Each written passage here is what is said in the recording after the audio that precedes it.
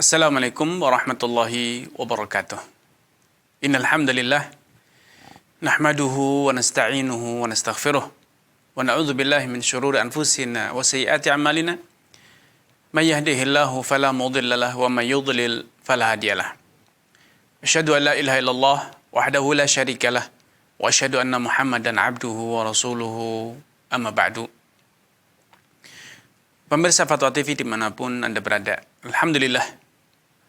Pada kesempatan yang berbahagia ini, kembali saya hadir ke tengah ruang share Anda untuk menemani Anda tafakuh fi dinillah, mempelajari ilmu agama Allah Azza wa Jalla. Semoga program acara kita ini menambahkan iman, memperluas khazanah keilmuan kita. Tidak luput salawat serta salam untuk kita aturkan kepada Nabi kita, Nabi Muhammad sallallahu alaihi wasallam, kepada keluarga dan juga sahabat-sahabatnya yang telah membuktikan ketulusan niat, kesungguhan perjuangan dan pengorbanan yang tanpa batas demi tegaknya dinul Islam.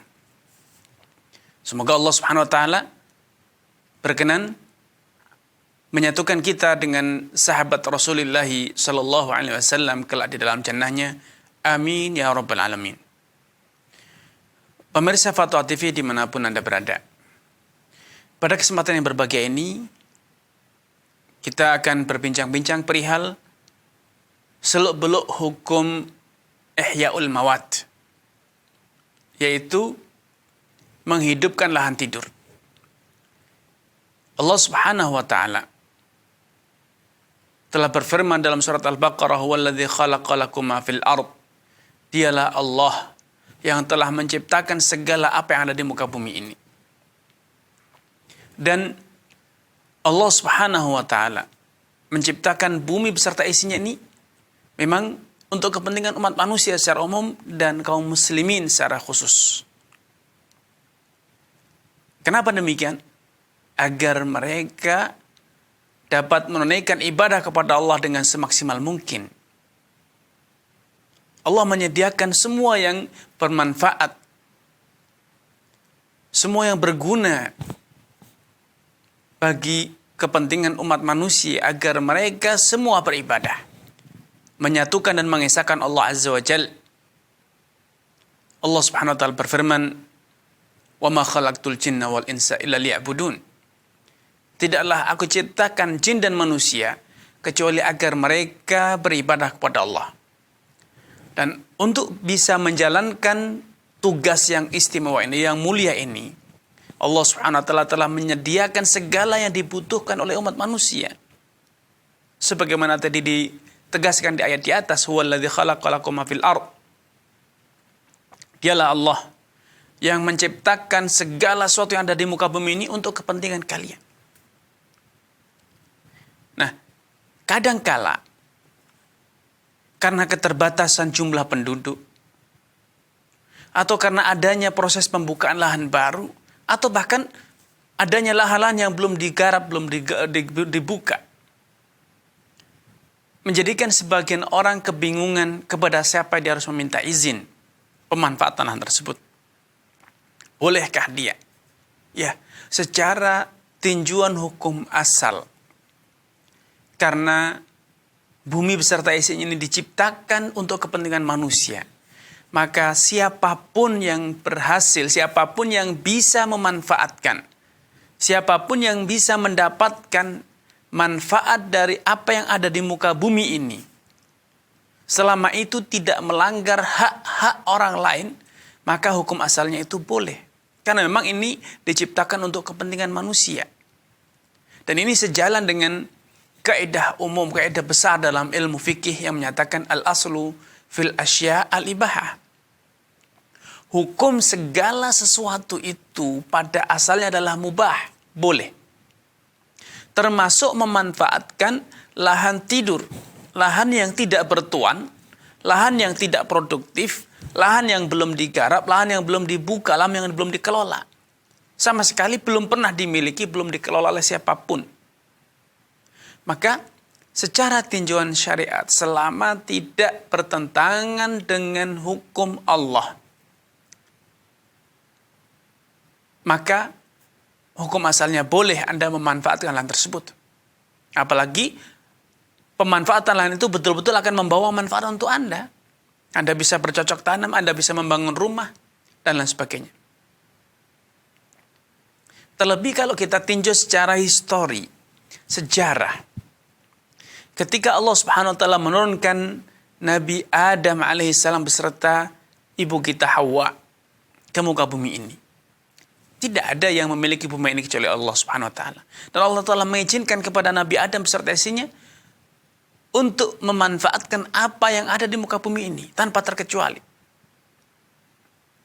Kemudian sedikit demi sedikit ketika manusia telah berkembang, bertambah jumlahnya, beranak pinak, maka masing-masing dari anak keturunan Nabi Adam dan anak cucunya berusaha memanfaatkan apa yang ada di muka bumi. Ada dari mereka yang beternak, ada dari mereka yang bercocok tanam, sehingga mereka membuka lahan yang selama ini belum pernah ada yang menggali dan memanfaatkan. Dan demikian seterusnya terus. Ya, nenek moyang kita menempati bumi ini sedikit demi sedikit berpencar ke muka bumi. Dan pertama kali mereka sampai setiap daerah tidak ada yang punya. Mereka membuka lahan tersebut, bercocok tanam di sana, kemudian diakui itu sebagai miliknya. Kemudian ketika jumlah penduduk berkembang, mereka merambah, menggarap lahan di sekitarnya dan demikian seterusnya. Sehingga secara de facto izin untuk atau pemanfaatan lahan tidur itu telah dilakukan secara alami, secara natural. Dan Islam tidak merubah kebiasaan tersebut. Tetap mempertahankan pola dan perilaku yang sama, bahwa siapapun yang berhasil memanfaatkan terlebih dahulu menghidupkan lahan tidur dengan melakukan aktivitas yang bermanfaat di sana, membangun atau bercocok tanam atau melakukan satu kegiatan industri di sana misalnya, maka secara alami dan secara ketentuan hukum syariat, maka tanah tersebut yang berhasil dia gunakan, berhasil dia manfaatkan secara tuntunan syariat itu sah menjadi milik dia. Boleh dia klaim sebagai milik dia. Karena Rasulullah SAW telah bersabda, "Man ahya ardon maitatan fahiya lahu." Siapapun yang berhasil menghidupkan lahan tidur, lahan yang semula tidak bertuan, tidak membawa manfaat, kemudian dengan aktivitas yang dia lakukan di sana, dia membangun atau bercocok tanam atau beternak di sana atau melakukan satu aktivitas industri, memproduksi suatu barang di sana, maka Islam merestui bila dia kemudian melakukan satu klaim bahwa tanah tersebut miliknya. Dan perlu difahami pula bahwa Islam bukan hanya sekedar merestui pemanfaatan lahan tidur, bahkan Islam menganjurkan agar kita memanfaatkan lahan yang tidak produktif, lahan yang tidak bertuan dan tidak menghasilkan apapun.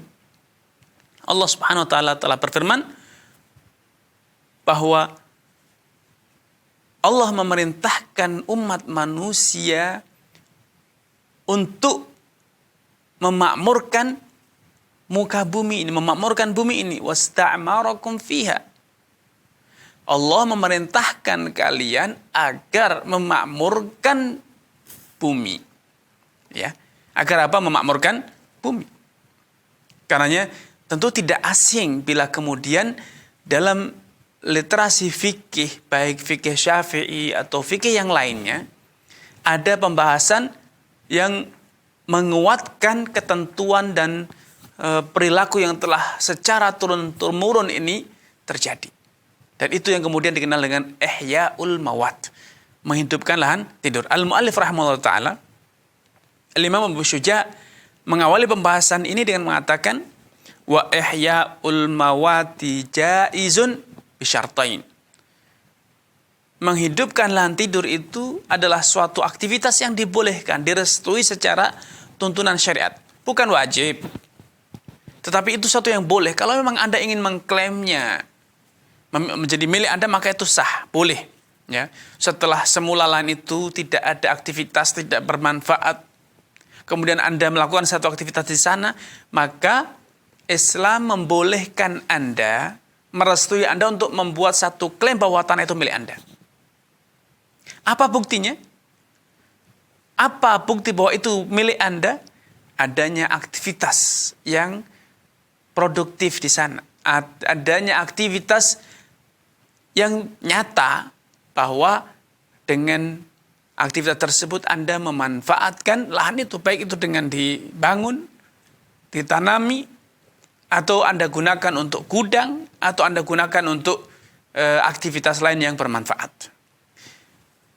Adanya pemanfaatan real ini menjadi bukti yang autentik untuk kemudian Anda bisa mengajukan kepada, kalau ingin dilegalkan, Anda bisa mengajukan kepada negara Islam agar diterbitkan bukti kepemilikan bahwa itu adalah milik Anda. Ya, ketika Anda berhasil menghidupkan, membuka lahan yang semula hutan rimba atau mungkin semak belukar yang tidak bermanfaat, kemudian Anda manfaatkan, maka keberhasilan Anda membuka dan menyiapkan lahan tersebut sehingga lahan itu menjadi produktif, itu sebagai bukti yang valid secara tinjauan syariat.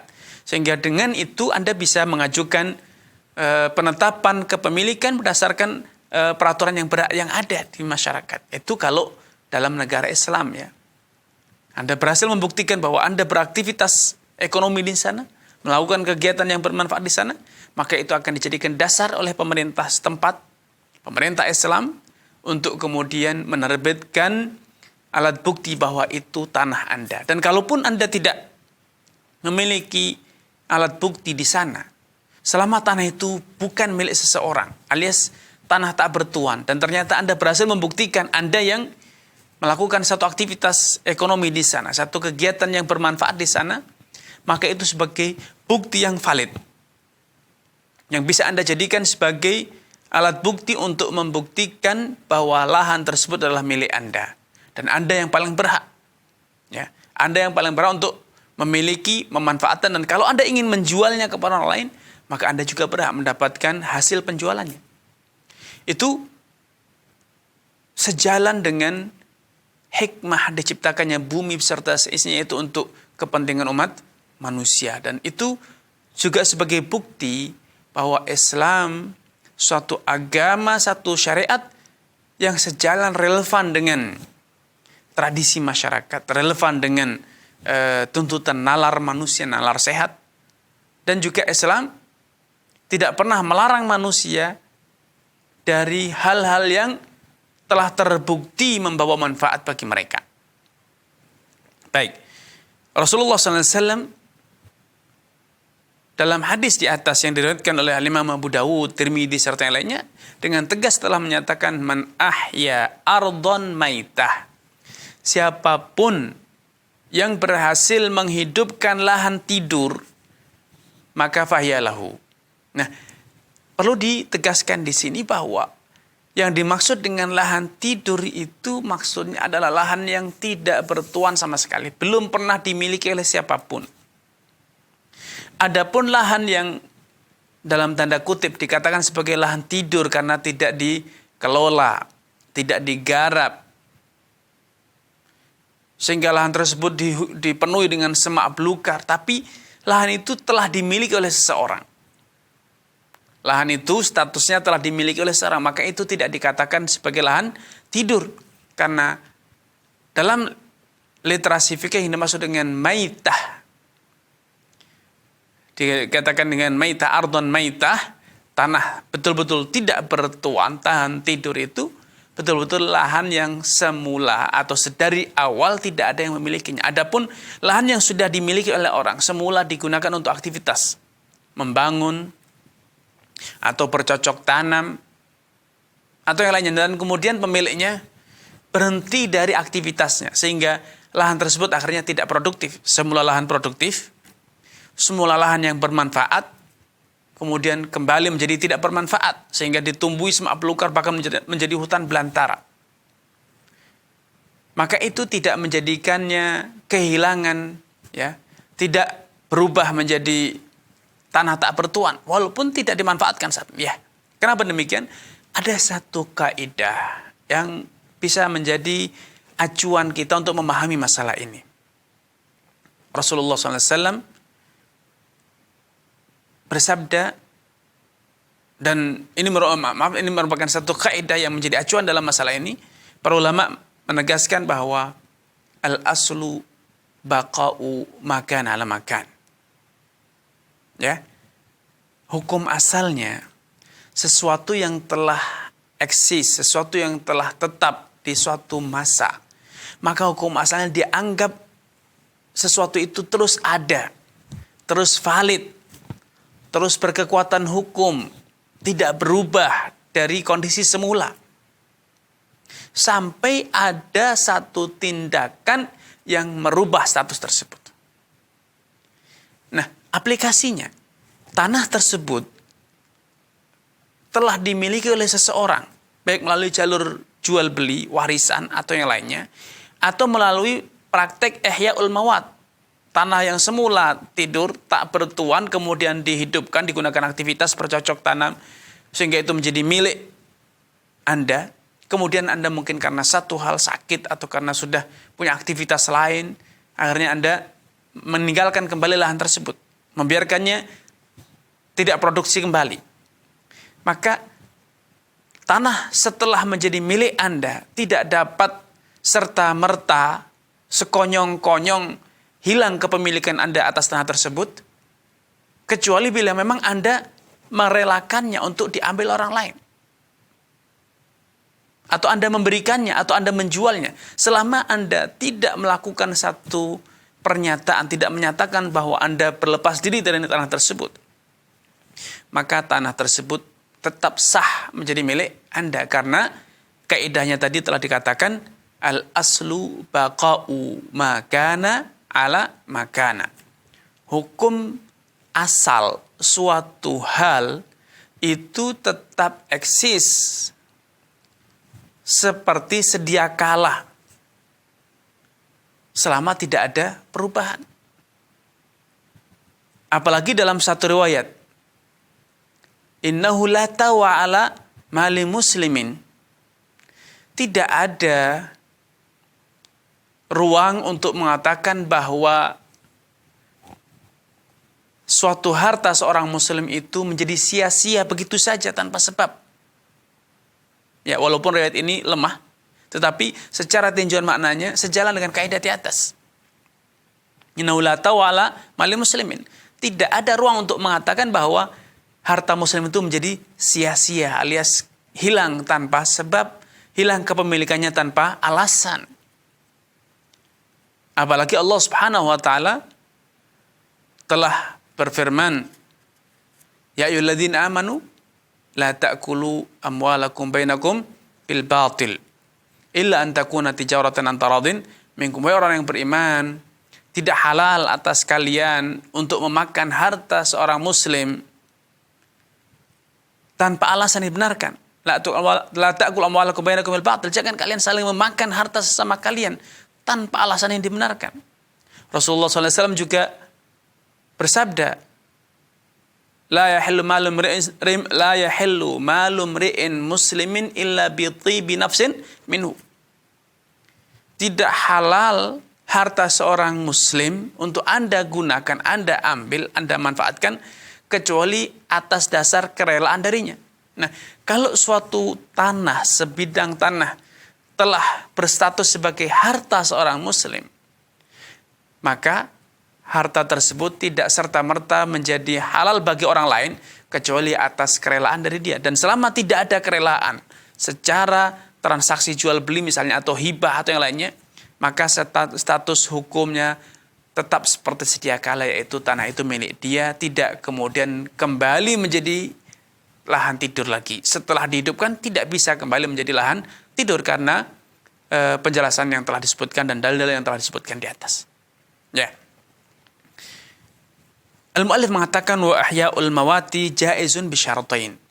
Menghidupkan lahan tidur untuk melakukan suatu aktivitas yang produktif, suatu aktivitas yang halal, itu dibolehkan dengan dua ketentuan, dengan dua syarat. An yakunal muhyi musliman. Orang yang menghidupkan lahan tidur tersebut adalah seorang muslim. Yang menghidupkan, yang melakukan aktivitas tersebut adalah seorang muslim. Kenapa? Kan Allah telah tegaskan bahwa bumi beserta isinya ini Allah ciptakan, Allah sediakan, Allah kondisikan untuk kepentingan siapa? Kepentingan orang yang beriman. Agar orang yang beriman itu dapat fokus menjalankan ibadah kepada Allah. Ya. Qul man harrama zinatallahi allati akhraja li'ibadihi wat-thayyibat minar rizq. Katakan, siapakah man harrama zinatallah? Siapakah yang dengan lancang sesuka hatinya mengharamkan perhiasan-perhiasan yang Allah telah ciptakan? Qul man harrama zinatallahi allati akhraja li'ibadihi wat-thayyibati minar rizq. Demikian pula siapakah yang mengharamkan rezeki-rezeki yang thayyib, rezeki yang baik. Dan itu semua perhiasan ataupun rezeki yang baik itu Allah ciptakan untuk siapa?